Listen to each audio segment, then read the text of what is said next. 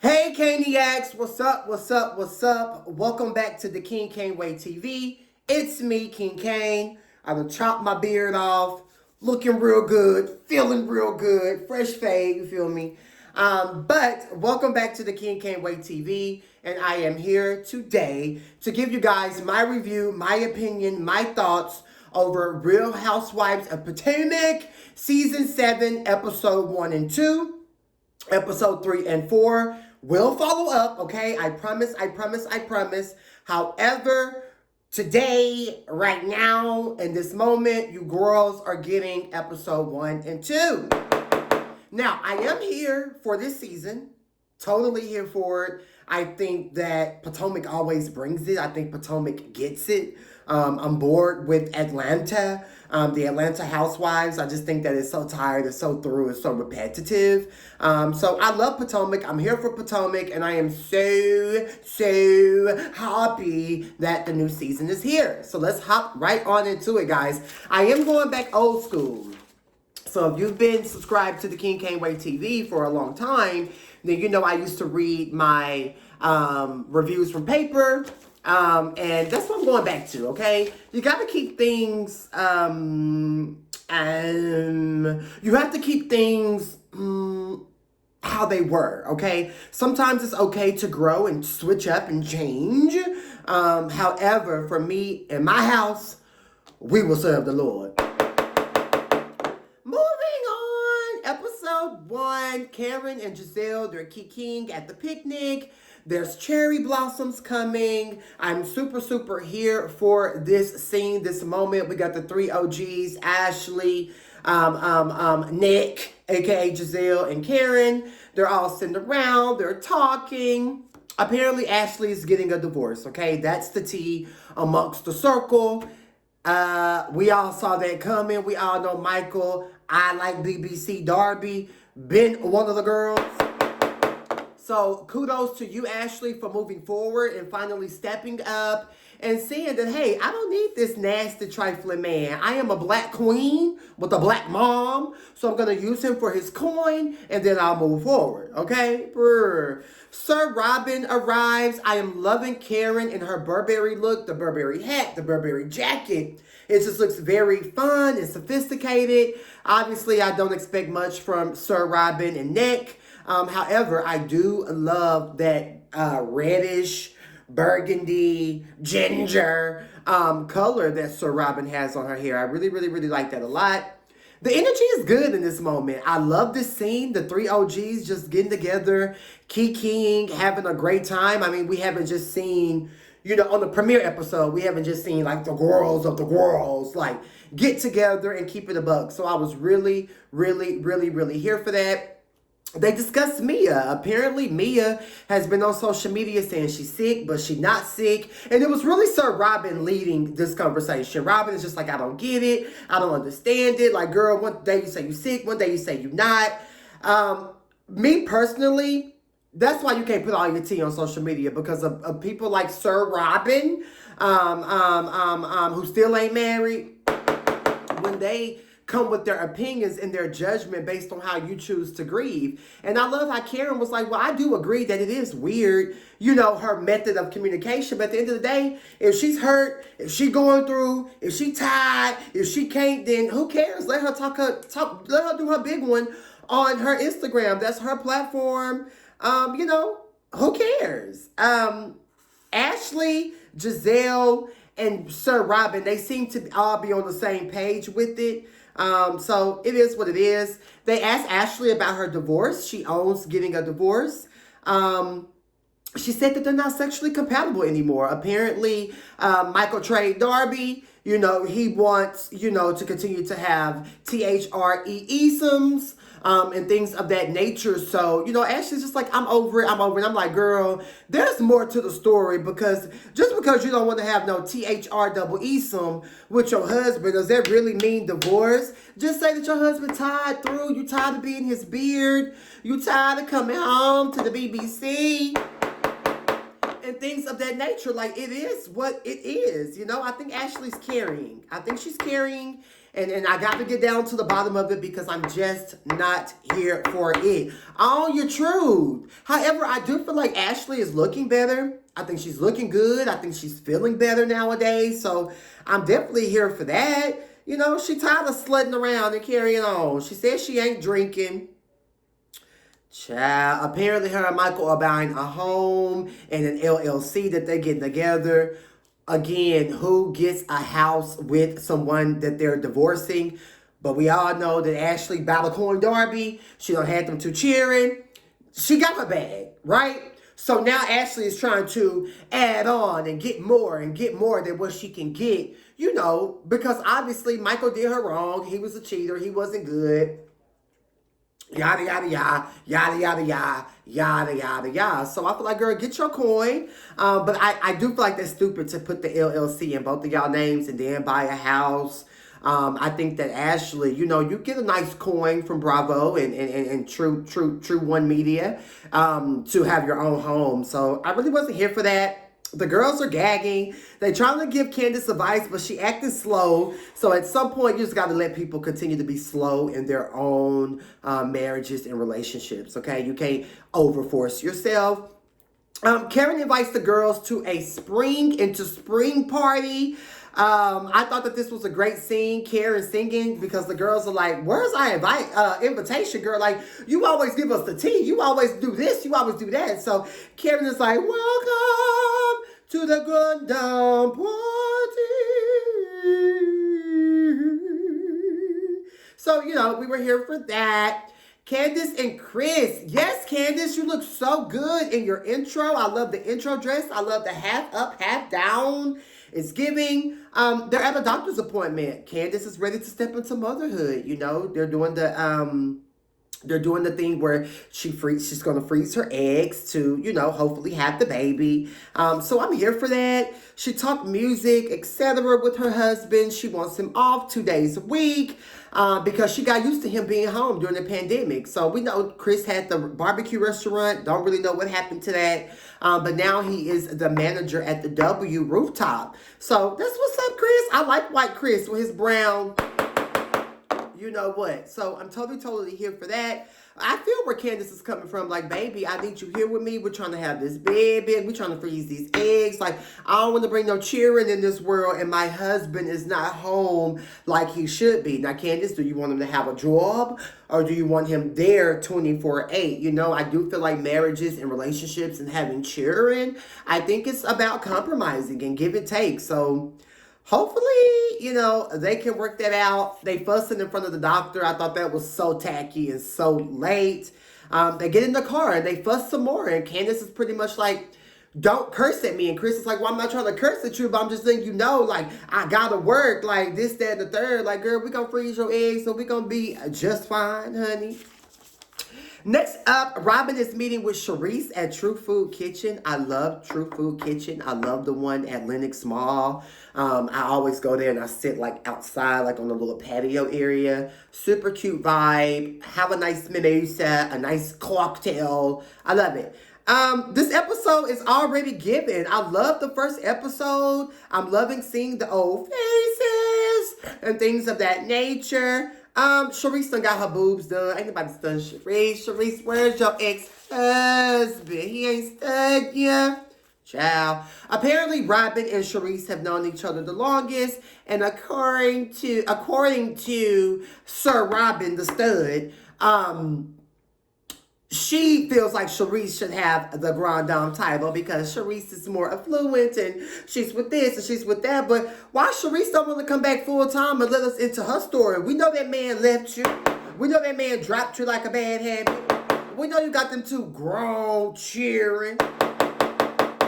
We want to know what's going on and what happened, Reese Poo. So that's that. Sharice says she's been doing her, period, and I'm here for that. Again, Robin, when is your wedding? When is your wedding? You've been shacking up with this man. You was married, you divorced, y'all stayed together. His credit bad, your credit bad. The friend took the coin. You came back, you bounced back. When is the wedding? Okay, let's focus on that. And I feel like the girl should have asked her that at the picnic because they was all going around asking each other about relationships and marriages. They dragged Mia, they dragged Ashley. Well, let's talk about Robin and the marriage or lack thereof. At the end of the day, Robin opens up that she is the breadwinner in her and Juan's relationship. And she don't want him to get half of what she got. So she thinking about getting a prenup before they even get married. And I said, that's right, Karen. Sir Robin, because you can't trust these. Don't trust, no. You can't trust, no. Get gone, okay? Period. So I feel that. I'm here for that. I mean, to me, Sir Robin has a brain this season. And in more ways than one that we'll get into. But I'm totally here for her getting a prenup. Because we all know one is a cheater, pumpkin eater. Sir Robin ends up giving Sharice Ashley's tea about the divorce and buying the house. Sharice pretty much agrees with the collective. Girl, why'd you get in the house with somebody you separate from? Girl, it makes no sense, girl. Moving on. Mia has now moved to Potomac. She lives down the street from Karen. I think the house is super nice. Mia's having a cookout.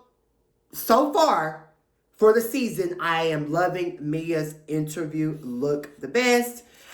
She's talking to her mom in the kitchen at the cookout, and her mom asks about her health, like, baby girl, what's going on? You know, what's the tea? And apparently Mia has some lumps in her body. She wants to see what's going on. I don't think she's lying. Who goes that far to go to the Johns Hopkins Cancer Center to see about these lumps? Now, Mia, you're doing a whole lot of carrying on, you know, episode 2, 3, 4. So I just hope that, you know, the lumps aren't lumping, okay? Get your lumps together.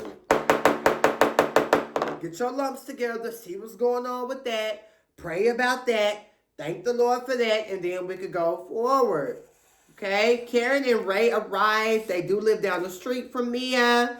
Tiff and Fee are Karen's new boobies. She loves it. Ray doesn't love it. I think Karen looks amazing. You know, Ray ain't studying her or the boobs.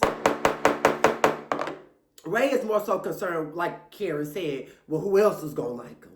And I mean, I feel like rightfully so. He's a 90-year-old man. You know, his wife is 59. You know, he has every right. We all know Karen is out here doing her, allegedly. Mia did a monkey voice, which was so funny because they were all talking. And Karen was like, well, what's the most embarrassing thing Mia used to do growing up? And so Mia's family was like, oh, she used to do a monkey sound. She used to do a monkey voice. And so Mia did the monkey voice. Whoop, whoop, ah, ah. So, you know, that was that. The food looks bomb. Mia and Karen talk. I love how Karen kind of put the bug in Mia's ear that the other girls thought that she was hashtag lying about Cancergate. But I really feel like Karen could have went more in depth with it. I feel like she was not really giving the tea the way it should have been presented. I feel like she should have told it all. And that would have worked for me as a viewer. Wendy, oh my God, bad body Wendy from 2 years ago. She's meeting with the Peter at Bar 1. Apparently she wants to do a Nigerian lounge. Now, why she's going into business with Peter, who still owes Cynthia Bailey coins, I don't know. But everybody who's a housewife fan, black housewife fan, knows that Peter can't keep a business open. Thomas doesn't have good business ethics. You know, he's tired, he's through, he's delayed, and he owes Cynthia a coin. So for Wendy to be going to have a meeting with him because she wants to open up a Nigerian lounge, you look silly, Wendy, okay? I do love Wendy's interview look. I love the green dress, the highlights in the hair. And I just have a question. Wendy, how are the books selling? How are the candles doing? Because word on the curb, last time we checked, you had a 2-wick candle. Or a 1-wick. So we just want to know, how's that going? Because you're trying to jump into this whole endeavor with Peter where you got to invest $300K? Huh? And them candles ain't selling, them bed linens ain't selling. Baby, this is not Pampered by Portia. Child, everybody know Peter ain't been successful. She did make it clear that Peter overheard her conversation about wanting to open the lounge and he wanted to be a part. So she said, let the record state that. Whitney's corny, okay? She wants a library where kids can come and hang out during the day, and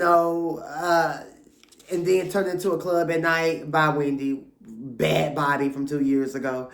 2 years to get her 300K plus back. Girl, bye. I do think it's a storyline. Eddie ain't studying. So bye. Next, we move on to Ashley. Ashley's intro look is stunning. Absolutely stunning.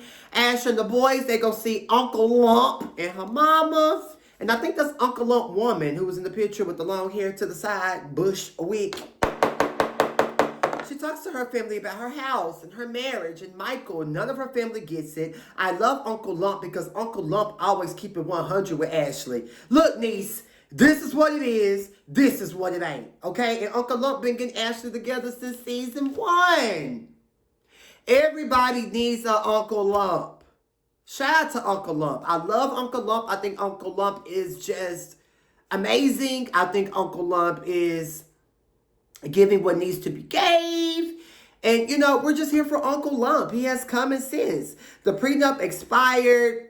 Ashley want her half. She's still acting dumb to me. And, I don't know. I got to raise the kids by myself. And I don't know, a house. Like, she's stupid with her big ass head. Ashley be to tell me you got all that forehead, but ain't a lick of brain in the head. Anyway, moving on to Giselle, a.k.a. Nick. Her little house is coming together, getting hunty. It's still ugly, child. Angel and Adore, they're beautiful. Oh, my God, they're growing up. They're like 15 or 16 now. Oh, my goodness. Oh, my goodness. The girls open their invitations. She shows the girls her outfits for the spring fling event. The girls hate the outfits. We all hate Giselle's outfits. Her girls are growing up and, she's going to be left alone and she's pretty sad about that. We all know Giselle, a.k.a. Nick, can't keep a man, can't keep a Christian man. So it kind of ill what it is. It's the day of Karen's party. She gets there, super nice.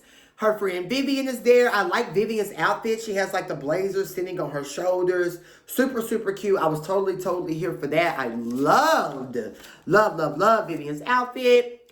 We meet Jacqueline, who is Mia's best friend. She's there. Giselle and Karen, they talk about the girls and Ashley being a dumb blonde, etc. And like they said, Ashley has learned how to play the game. Karen said that. Karen said Ashley had them 2 kids. She learned how to play the game. So right now, she's just doing what she got to do to keep her coin coming in. And honestly, I'm not mad at Ashley. Get your coin, bitch.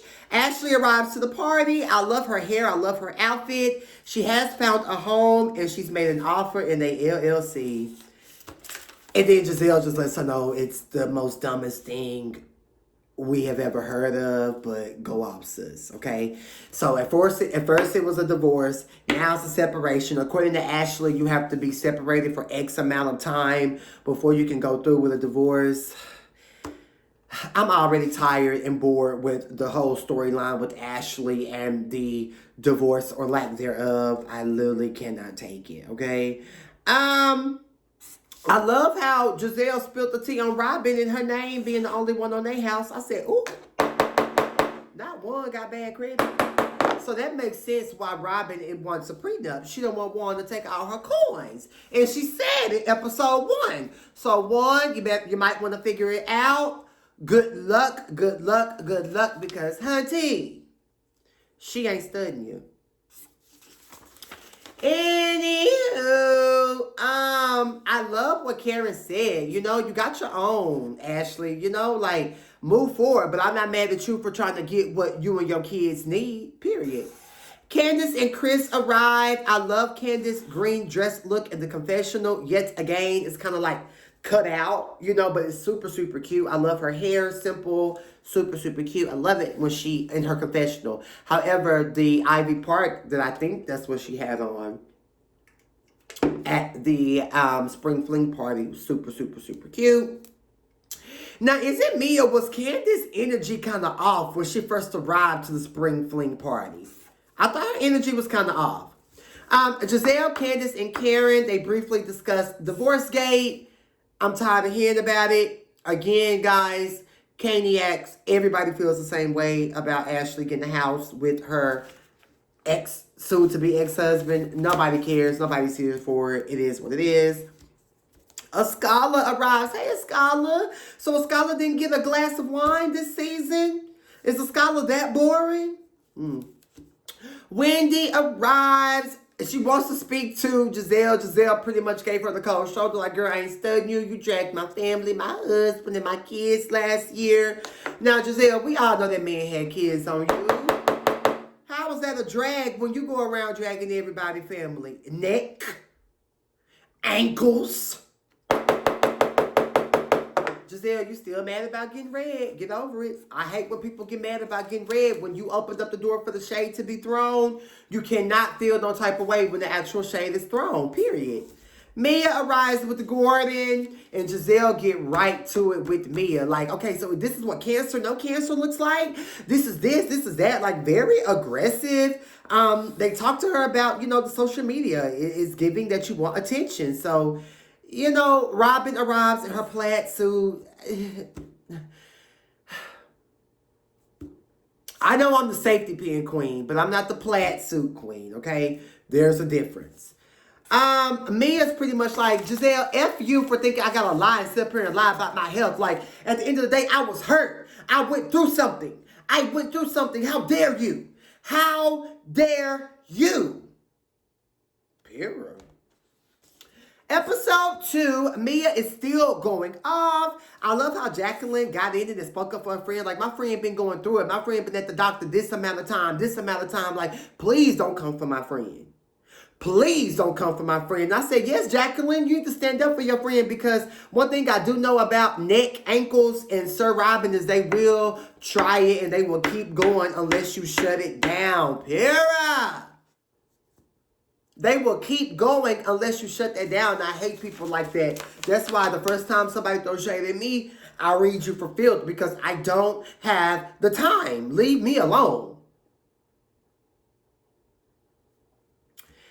Anywho, they're questioning how she posted her scare. Robin said everybody done said something, so just don't come for her and Giselle. So, it got real quiet. Ashley ain't said nothing. Candace ain't said nothing. Wendy didn't say nothing. Everybody looking, oh, what's going on? What's going on over there? Let's walk over. Charisse arrives. Robin invited Charisse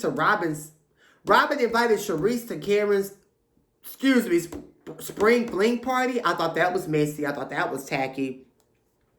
Karen and Charisse pretty much say it ain't no tea. Charisse being friendly. Oh, I want to meet up. I'd love to meet up with you. And Karen's like, okay. Like the mama on Friday when she spoke to the whoremonger across the street with the short shorts on. Call me when you get home. Okay. Girl, she ain't finna call you. Katie arrives. She's bald-headed and blue-eyed. Hey, Katie. We love Katie. Katie always gives us phenomenal shade, hilarious moments. And one thing about Katie gonna say what she want to say, and that's just purr. You know what I'm saying? Candace and Ash talk. I thought that it was very refreshing. I thought that it was very new to see them getting along, And like Candace said, I always said Ashley was a fun girl, Now, I can help with the fact that her husband is, white trade that like BBC, But I think Ashley's a cool girl, So they talk. Giselle is taking Katie to Ray because we all know Ray allegedly has a crush on Katie. Ray just cheesing and happy. Karen said, not having it. And she said, Ray, and then,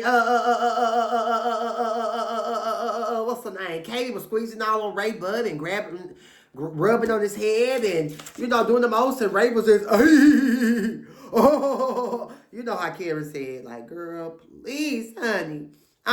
Karen gives a speech that confused me and the rest of the girls, talking about the Grand Dame is back and this, that, and the third. So the girls are gagging like, girl, where did you go? Was you on dates with your new man? But according to Karen, she said, baby, I'm back because I survived COVID, honey. And that is something, hey, he shall not she, to be grateful about. Next, we see Karen at her breast doctor. She got her boobs done, Tiffany V, for her. She didn't do it for race. She didn't do it for a man. She didn't do it for clout. Allegedly. She did it for her. So, you know, I'm all for plastic surgery. If there's something on you that you don't see it for, that you're not really fucking with, go out and get your surgery. Go out and do your big one. Go out and live your best life. Super. Anyway, we see Candace. She's home cooking. Her sister come over. The sister done grow up. The sister a hood. Is it me or did y'all get that tea from the sister? The sister gave me very much hood teas. The sister gave me very much I'm about that life teas. Now, granted, you are 21, 22, 23, 24. You don't grow up. It just gagged. I said, oh, the sister hardcore. They sipping wine. They discuss becoming a mom and Eggate. Oh, I'm sorry, y'all. My allergies are horrible.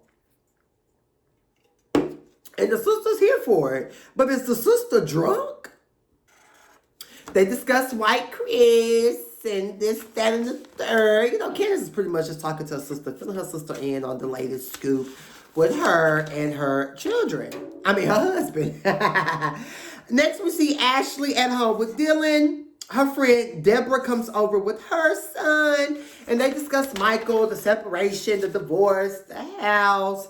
I love when Deborah was like, child, so is it a hashtag cheaper to keep her situation? I said, pure, Deborah. You better ask the questions that need to be asked, Miss Deborah, honey.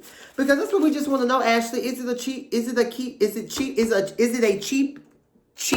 cheaper to keep her situation? Because y'all know how these men do. It's a lot of men that don't want to be with you and love you and do all that carrying on. But then, you know, when they want to find something new and then they done married you, it's kind of cheaper to just keep her versus going through a marriage, paying lawyer fees, court fees, paying alimony, paying child support. So I feel like Deborah had a point, you know. And Ashley, we know what you're doing, girl. Nobody's an idiot. Nobody is that crazy to where we don't know what the hell you got going on with Michael. Anywho, I love the friend. She's asking the right questions. She's having a high heel class. And she tells Deborah about it. And she also lets Deborah know she's going to invite Candace. Next, we see Giselle having coffee with Robin. Robin brings her gifts for the girls from that tight-ass hat collection she got going on. Robin has a bone to pick. You know, don't be telling my business about my house being on my name to the other girls. So apparently somebody must have went back and told Robin, because Robin went around them when Giselle spilled that tea down to Karen's spring fling party. So, you know, Robin felt the way like, girl, let me tell my tea about my man in my house. And, you know, I love my man and my man ain't on the deed. Anywho, the delivery from Giselle was off. So I love when Robin checked her about the whole Mia thing. Like, girl, watch how you handle people, period. And should nobody have to tell an old 50-year-old woman that. Giselle texts me and lets me know, like, hey, I didn't mean no tea. I would love for us to get together. Robin opens up and lets Giselle know that she was with Ashley the day before. And apparently Ashley was just telling her all this tea about Candace's husband, writing her at 2 a.m. Now, let's talk about DM gate, okay? There's a difference from somebody just dry going to you, searching you, going to your page to message you, versus somebody sliding up on your story saying something. Ain't nobody slid into your DMs, girl. He replied to a story. Don't nobody want you, Ashley. Ain't got no butt, no hips. Nobody want that. Hush. And I love how Robin told her, well, you know, he's the manager at, you know, the rooftop, because Ashley's like, oh, he wanted to link up with me at 2 in the morning, and who are you at the W with? I know not your wife. Like, just thirsty and ready for a moment, ready for a storyline. These girls have absolutely nothing going on. Meanwhile, Michael out and about, you know, looking for BBC. Ash didn't even know the man was the manager at the W. That's how you gotta be. That's how you know, and that's why you gotta tell when shit be messy and when shit be real and thorough. You feel me? shit can get real sticky real fast and real bad.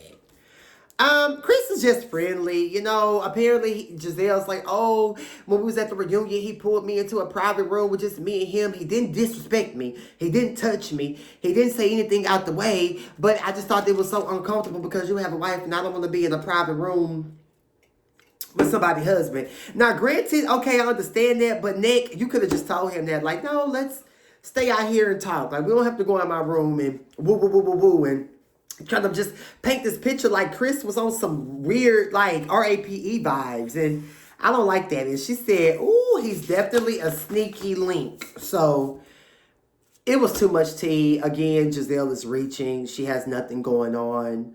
Her daughters are growing up. Grace 17, the twins 15, 16. She's going to be a lonely, miserable old woman. She can't keep a cheating pastor. She can't keep a broke man. So, I mean, it kind of is what it is.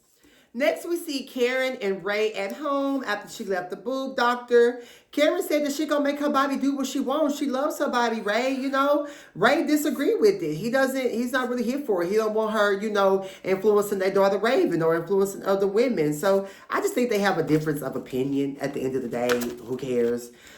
Mia and Gordon. Mia is opening up a joint chiropractic in D.C. It was weird to me how Mia opened up about Jacqueline, her bestie, being Gordon's other wife. So basically, like, y'all all fucking around, or y'all all, like, doing certain things. Like, what the hell is going on? So that was weird to me. You calling another lady your other wife. That's how I know Mia not all the way there. She's a bit of an ignorant blonde to me. Mia has to do more testing. I hope that it's not cancer. So, you know, it is what it is. Her friend Jacqueline